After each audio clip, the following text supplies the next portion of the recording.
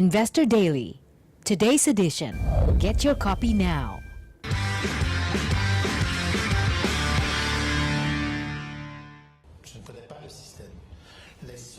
Asosiasi Sepak Bola Eropa UEFA akan mempertimbangkan langkah boikot dari segala kompetisi FIFA, termasuk Piala Dunia, jika Sepp Blatter terpilih kembali menjadi presiden FIFA.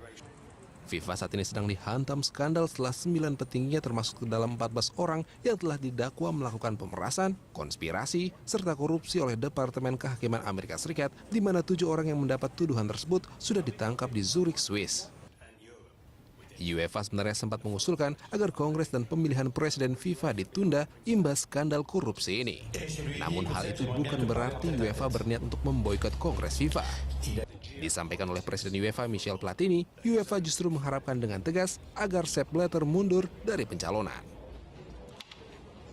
Je peux vous dire que demain, à l'élection du président, une très grande majorité des associations nationales européennes va voter pour le prince Ali. Les gens en ont marre. Les gens ne veulent plus un président que j'aime bien pourtant, mais n'en veulent plus. Voilà, et moi non plus. J'ai toujours dit que c'est important que la FIFA soit forte, et aujourd'hui la FIFA n'est plus. Penangkapan 9 petinggi FIFA terjadi menjelang Kongres dan pemilihan Presiden FIFA hari Jumat ini, di mana Sepp Blatter maju sebagai kandidat terkuat untuk melanjutkan rezim di FIFA sejak 1998.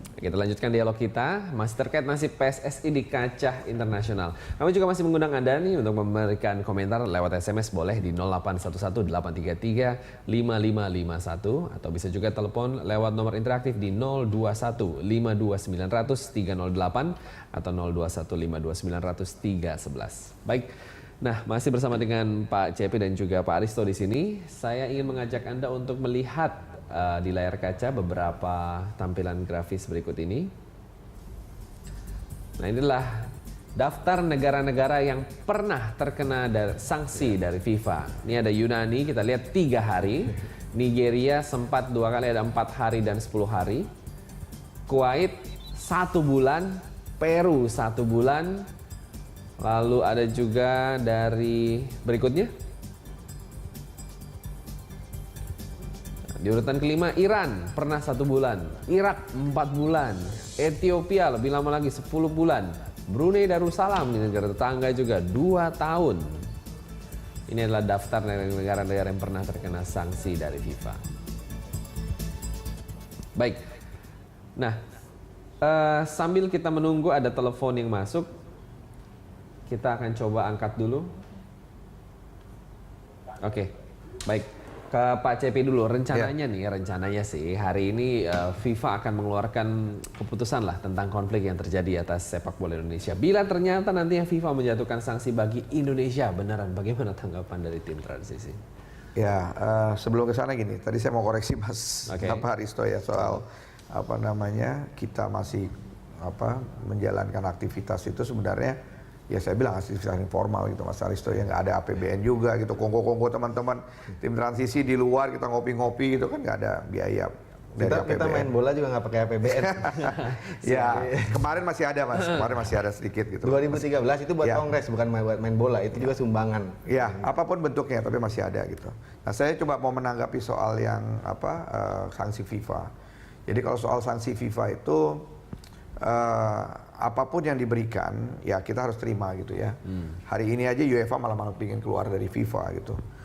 UEFA di bawah Michel Platini malah mau keluar dari FIFA. Jadi menurut saya tidak perlu ada yang ditakuti lah gitu. Dan saya yakin kok FIFA kayaknya nggak akan memberi sanksi.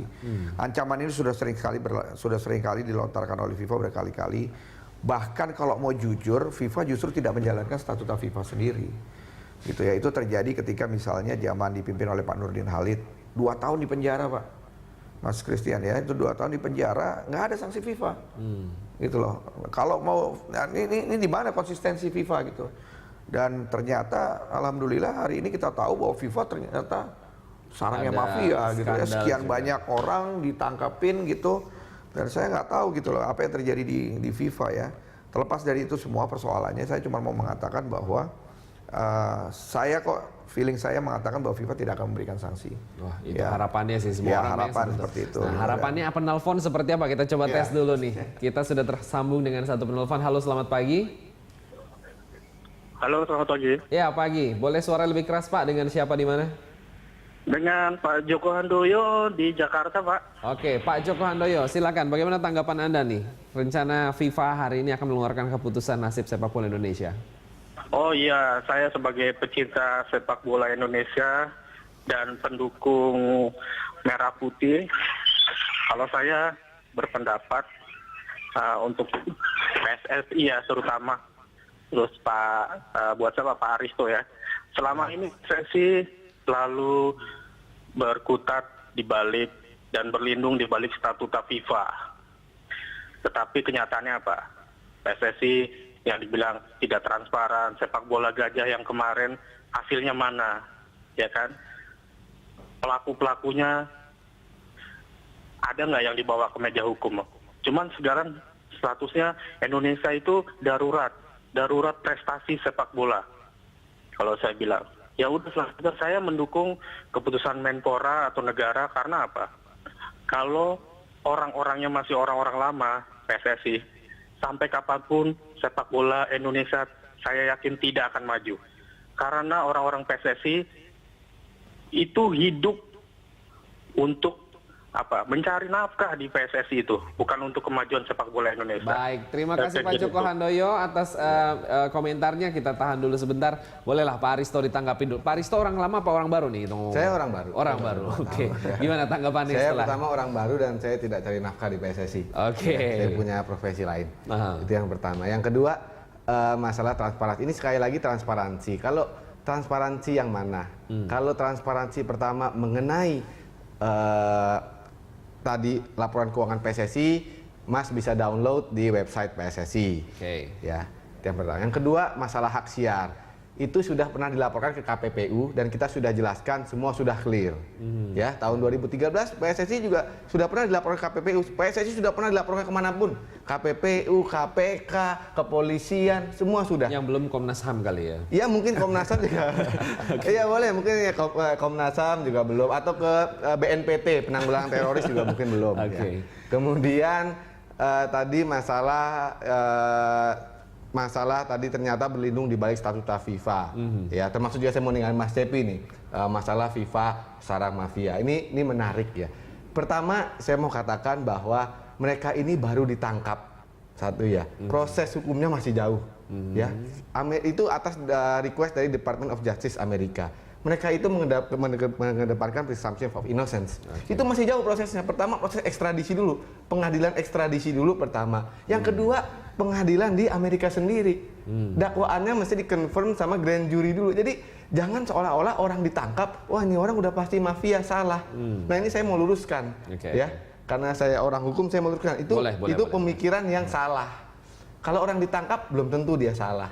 Ya, ada dugaan menuju dia salah, iya, betul. Tapi kemudian dulu ya. Okay. Masalah PSSI berlindung di balik statuta FIFA, statuta PSSI. Ini pertama ya memang namanya perkumpulan, mereka punya anggaran dasarnya. Apa yang kita sebut statuta, bukan kita berlindung, tapi memang itulah bagaimana cara menjalankan roda organisasi. Tapi bukan berarti statuta itu bisa menjadi tameng daripada hukum positif di Indonesia. Itu yang saya bilang. Kalau memang di PSSI ada mafianya, kalau memang ada oknumnya, silahkan laporkan. Kita sambut baik kok. Tadi Mas Cepi bilang mau melaporkan. Siapapun masyarakat mau melaporkan, ada yang korupsi, ada yang nyuri duit dari PSSI.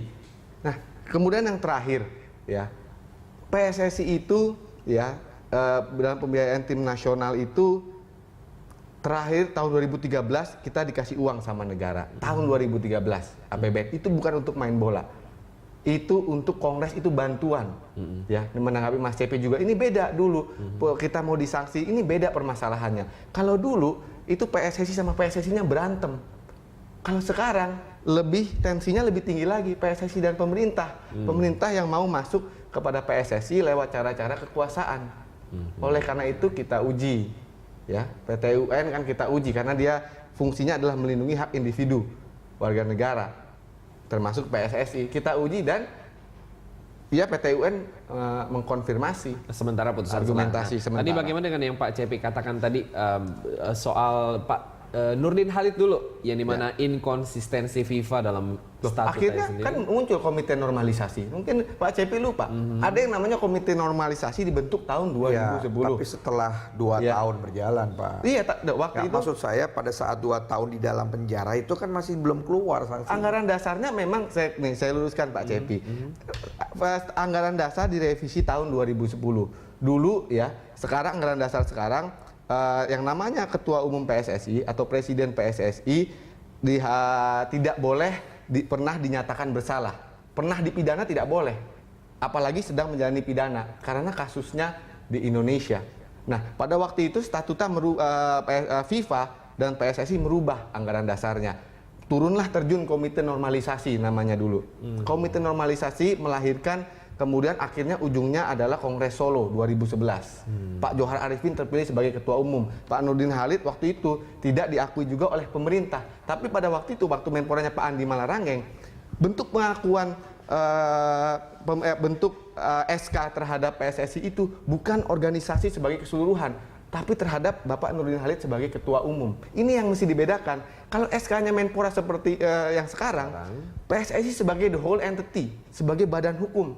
Karena dia katakan kegiatan keolahragaan PSSI tidak diakui.